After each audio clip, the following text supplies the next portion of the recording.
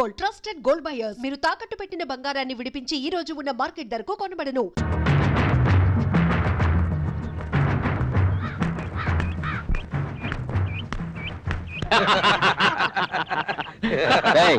ఏంట్రా చూస్తున్నా పోబే. నాన్న నాకు ఆకలేస్తోంది.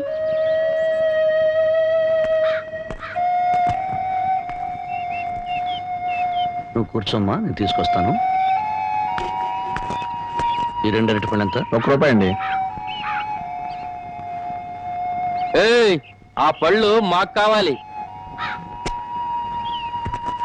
ఎంత పొగర్రా వీడికి.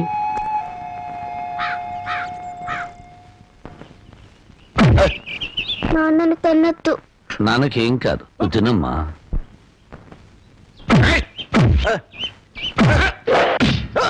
నువ్వు తినమ్మా, నువ్వు తింతల్లి.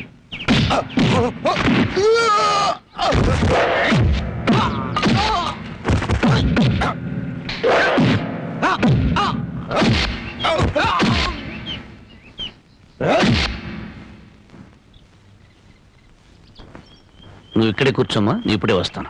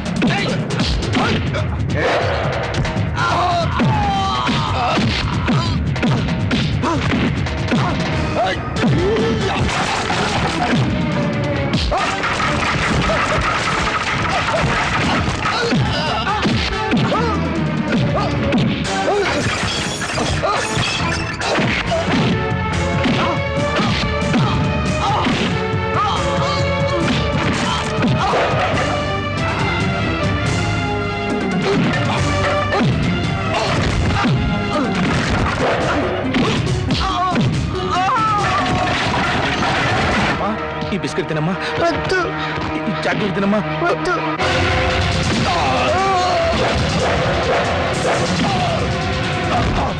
చేస్తారమ్మా, ఏదో తినమ్మా. మా అమ్మగారు ఇల్లు కట్టుకోవడానికి సామాన్లు కావాలి, ఏర్పాట్లు చెక్.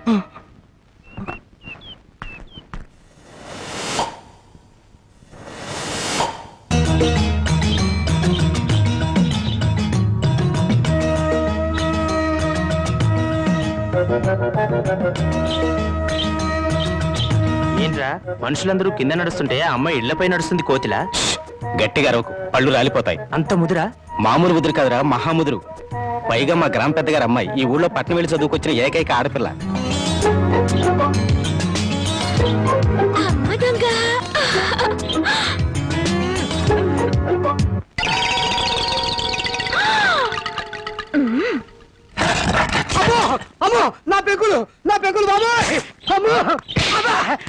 ఏంట్రా కవ్వం? ఇప్పటిదాకా జేమ్స్ బాండ్ సినిమా చూసినట్టు అందంగా నోరు తెచ్చుకుని చూసావు. పెంకు దెబ్బ తగిలితే ఆ మాత్రం తట్టుకోలేవా? అదే నేను ఎక్కడ చూశాను? నేను అసలు పైకే చూడలేదమ్మా. నువ్వేం చూసావో నాకు తెలుసు. పిచ్చి చూపులు చూస్తే ఆ పెంకు కాదు, నీ పెంకు పగులు. వద్దు. ఇదిగో నీ మొగుడి కళ్ళకు గుర్రపు కళ్ళాలు కట్టి బయటికి పంపు, లేకపోతే ఎవరైనా వీడి కళ్ళు పీకేస్తారు. Mind you. అది ఆ పిల్ల పెళ్లి వయసు వచ్చినా కూడా పెద్ద మనిషి కాలేదు. అయినా నీ వయసుకు ఆ పిల్ల కావాల్సి వచ్చిందా? బాబు, వాడెవడో పొరుగు రోడంట.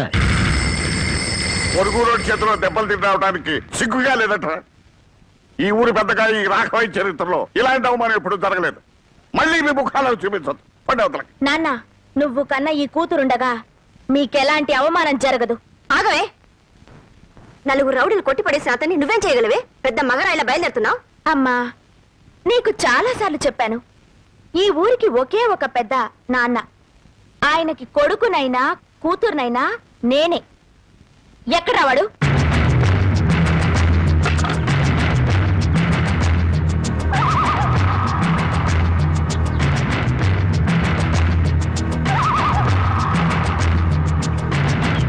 ఏ మిస్టర్, ఎవరు నువ్వు?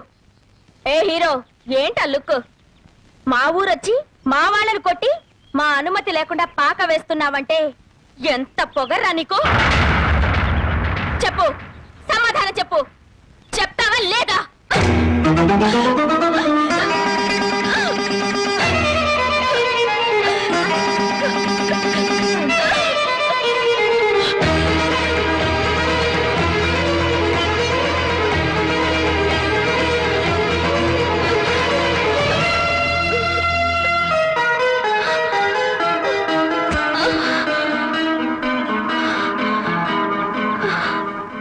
రాఘవయ్య గారి అమ్మాయి పెద్ద మనిషి అయిందో.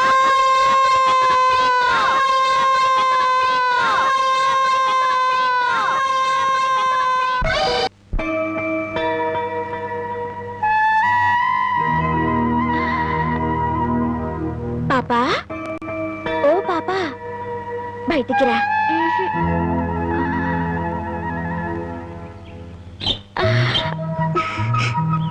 చిలక కావాలా? కావాలి. అయితే బయటికి రా. అయితే బయటికి రా. బయటికి రా.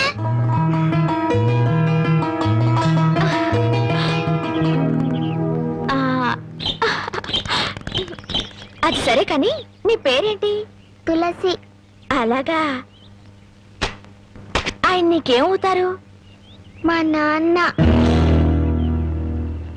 నాన్న? మరి మీ అమ్మేది? లేదు.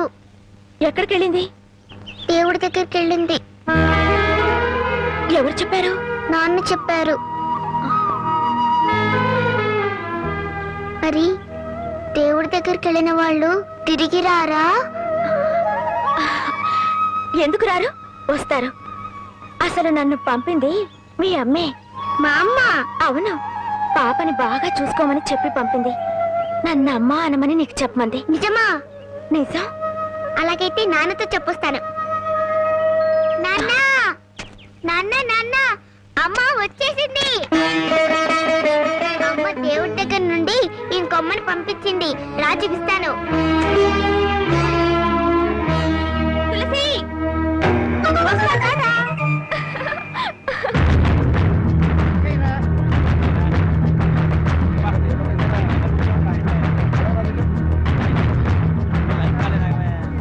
తులసి, మీ అమ్మను చంపిన వాడు వీళ్ళలో ఉన్నాడేమో చూడమ్మా. లేడు.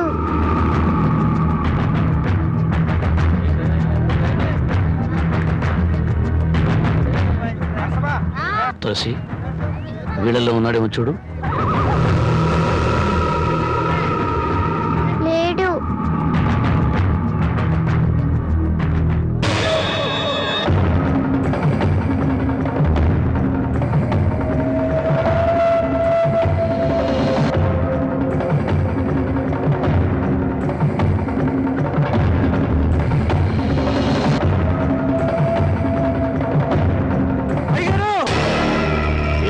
అయ్యగారు, అయ్యగారు, రాంబాబు గారు ఈ ఊర్లోనే తిరుగుతున్నాడు.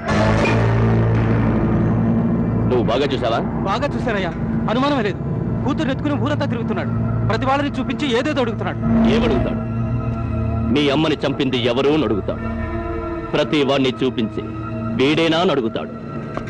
వాడి పెళ్ళాన్ని చంపుతున్నప్పుడు చూసిన ఒకే ఒక సాక్షి వాడి కూతురు. ఆ రోజే దాని గొంతు పిసికేసుంటే చిన్నపాముని పెద్ద కర్రతో కొట్టినట్టుండేది. సమయం చూసి దాన్ని లేపేస్తే ఆ రాంబాబు గారు నన్ను ఏమీ చెయ్యలేడు. ఏమిట్రా ఏమిట్రా నువ్వు చెప్పేది నిజమా? మన ఊరు వచ్చి మన వాళ్ళందరినీ కొట్టి ఊరు బయట గుడి చేసుకున్నది వాడా? అవునయ్యా, నా కళ్ళారా చూసానండయ్యా. వాడు మళ్ళీ మన ఊళ్ళోకి ఎందుకు వచ్చినట్టు? చూడండి, ఊళ్ళో వాళ్ళందరికీ నా మాటగా చెప్పండి. వాడికి ఈ ఊళ్ళో తినడానికి తిండి, తాగడానికి నీళ్లే కాదు, పీల్చడానికి గాలి కూడా దొరకకూడదు. నాకు 10 ఇడ్లీ పార్సల్ ఇవ్వండి. మా ఊరి పెద్ద రాఘవయ్య గారు మీకేమీ ఇవ్వద్దని కట్టుదిట్టం చేశారు. నన్ను క్షమించండి అయ్యా. 2 కిలోలు బియ్యం ఇవ్వండి. మీకేమైనా సరుకులమ్మారని తెలిస్తే ఆ రాఘవ గారు మరుక్షణమే నా కొట్టు లేపేస్తారయ్యా.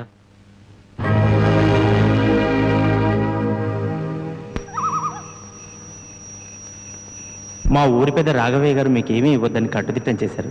నన్ను క్షమించండి అయ్యా. మీకేమైనా సరుకులమ్మారని తెలిస్తే రాఘవయ్య గారు మరుక్షణమే నా కొట్టు లేపేస్తారయ్యా.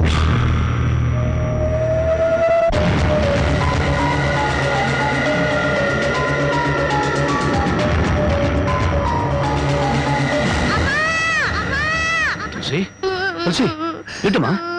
ఏమైందమ్మా? ఏమైంది? ఎందుకు ఏడుస్తున్నావమ్మా? చెప్పమ్మా. ఇంకోనమ్మా కావాలి.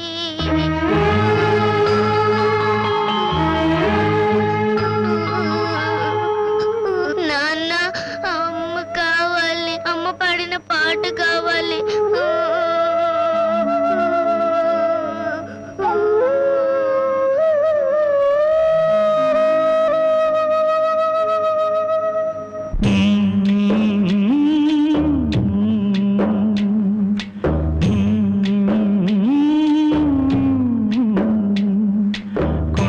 కోన పాలైన సీతమ్మ మదిలోన కోపమేల రాలేదు రామయ్య పైన.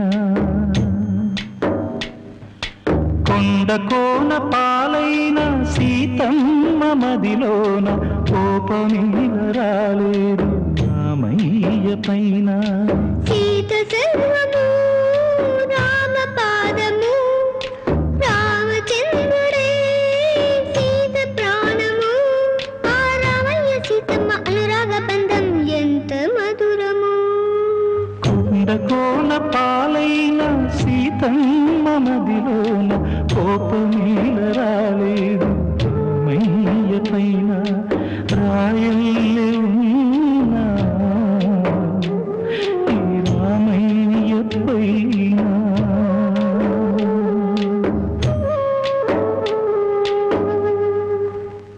ఆపేసామి, పాడు. పాట పాడితే మనసు చల్లబడుతుంది కానీ కడుపు చల్లబడుతుందా? ఏంటది? అన్నం ఎవరు తెమ్మన్నారు? అడిగితేనే కాని అమ్మైనా పెట్టదంటారు. నేను అమ్మను కాదుగా, అందుకే తెచ్చాను. రామ్మా. అగో, నన్ను ఊరంతా వెలివేశారు తెలుసా?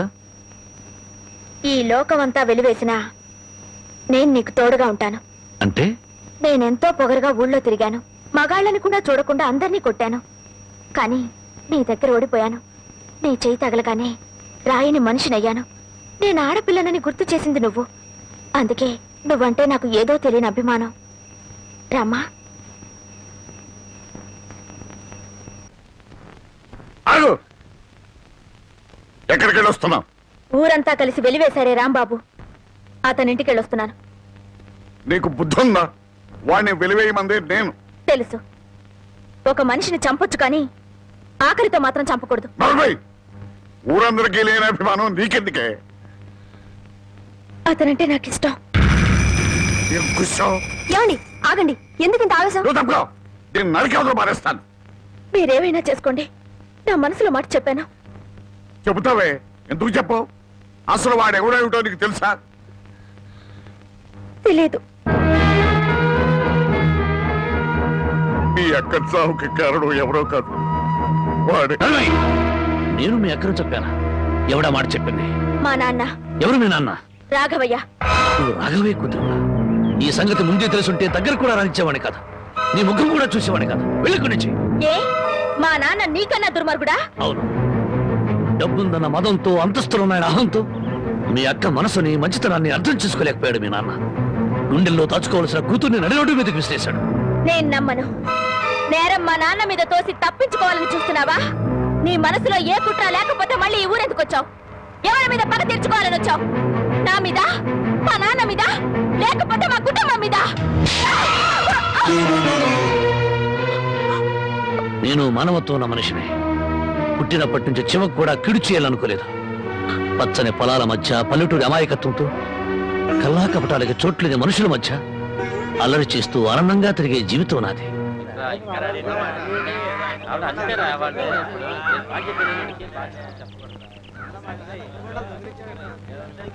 మనం అంతా వచ్చి గంట అయింది, ఇంకా పెద్ద ఆయన రాలేదే. అనుభవించండి. పేనుకు పెత్తనం ఇస్తే తలంతా తెగ్గొరిగిందని వంశ పారంపర్యం అంటూ ఆయనకి గ్రామ పెద్దరికి అంటగట్టారుగా. ఒరేయ్, కాసేపట్లో అయ్యగారు ఇక్కడికే వస్తారు. ఈ విషయం ఏంటో స్వయంగా ఆయన గారికి నువ్వే చెప్పు. అయ్యో, ఇంత చిన్న విషయం ఆయన దగ్గరికి ఎందుకండి? ఆయన గారు ఏదో ముఖ్యమైన పని మీద వెళ్ళుంటారు. ఆయన లేరు కదా అని ఇష్టం వచ్చినట్టు మాట్లాడటమే. ఆయనకంత ముఖ్యమైన పని ఏంటబ్బా? ఏదో ప్రాణాల మీదకి వచ్చిన పని అయి ఉంటది, లేకపోతే ఆయన ఇంత ఆలస్యం చేయరు. కింగ్, కళల కింగ్, కళావర్ కింగ్, కలెక్షన్ కింగ్. ఈ కింగ్ తో మీ పని డంగ్ చో. ఇవ్వండి ఇవ్వండి ఇవ్వండి. అన్నా అన్నా అన్నా అన్నా, నీకోసం పంచాయతీలో ఎదురు చూస్తున్నారన్నా. కార్డు షో కౌంట్ లో కానిస్టేబుల్ లాగా ఇప్పుడే వచ్చావా?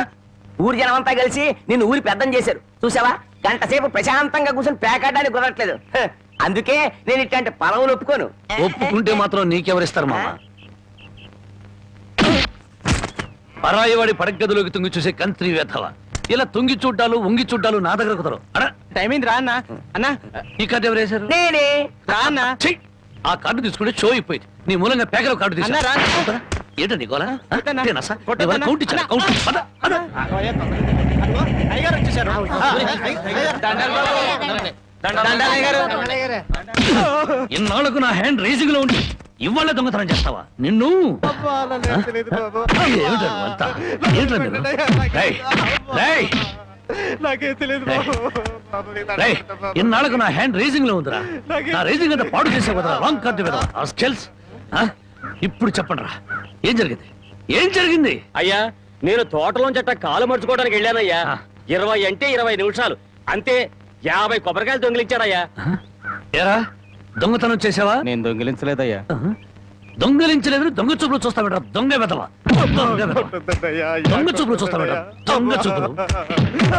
చెప్పరా, చెప్పరా, చెప్పరా. ఎందుకు దొంగతనం చేశావు? ఎందుకు చేశావు? 6 రోజులుగా పరిపాట ఏమీ లేదంటయ్యా. 4 రోజులుగా పస్తులున్నారంటయ్యా. ఆకలికి తట్టుకోలేక ఒక్కాయ కొట్టుకు తాగారంటయ్యా. ఓహో, వారం రోజులుగా పని పాట ఏమీ లేదు. రైటు. 4 రోజులుగా పస్తులున్నావు. రైటు.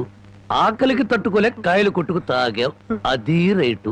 మరి 50 కాయలు ఎందుకు దింపావమ్మా? అది రైటు కాదే. ఎలాగూ ఎక్కారు కదా అని తిప్పారంటయ్యా. ఏం దేశ సేవరా? చూసారయ్యా, వీడిని వదిలిపెట్టకూడదయ్యా. వీణెందుకు వదులుతాను అనరు?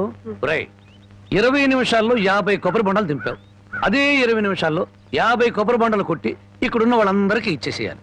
ఒక్క నిమిషం ఎక్కువైందనుకో, కొబ్బరి బొండాలు చెక్కినట్టు నీ తల చెక్కేస్తాను. అలాగేనండి అయ్యా.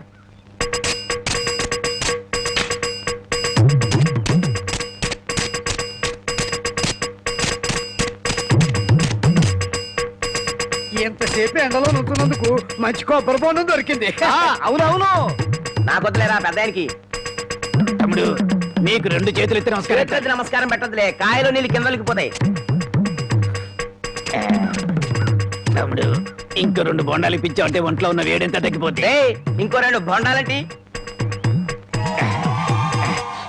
రై, ఇప్పుడు ఈ కొబ్బరి బొండాలు తాగుతున్న వాళ్ళందరి దగ్గర కాయకి 5 రూపాయలు చొప్పున వసూలు చేయాలి. పులిగిట. మరి ఓసీలో వచ్చాయి కదా 3 కాయలు లాగిస్తే డబ్బుల్ది వేడంతా దిగిపోద్ది. ఆ 250 రూపాయలు ఓనర్కి ఇచ్చి. అయ్యా, వాడిని అలా వదలకూడదు. తగిన శిక్ష వేయాలి. అలాగే. రై, రేపటి నుంచి ఆయన గారి తోటలకు పనిలోకి వెళ్ళి. అలాగేనయ్యా. అయ్యో, ఆ దొంగల పనిలో పెట్టుకోవాలా? పని లేనందువల్లే కదా దొంగతనం చేశాడు. అది కాదయ్యా. ఇంకేం చెప్పకు. ఈ రాంబాబు రాంగు కార్డు కొట్టడు, రాంగు ముక్క చెప్పడు, రాంగు తీర్పు ఇవ్వడు.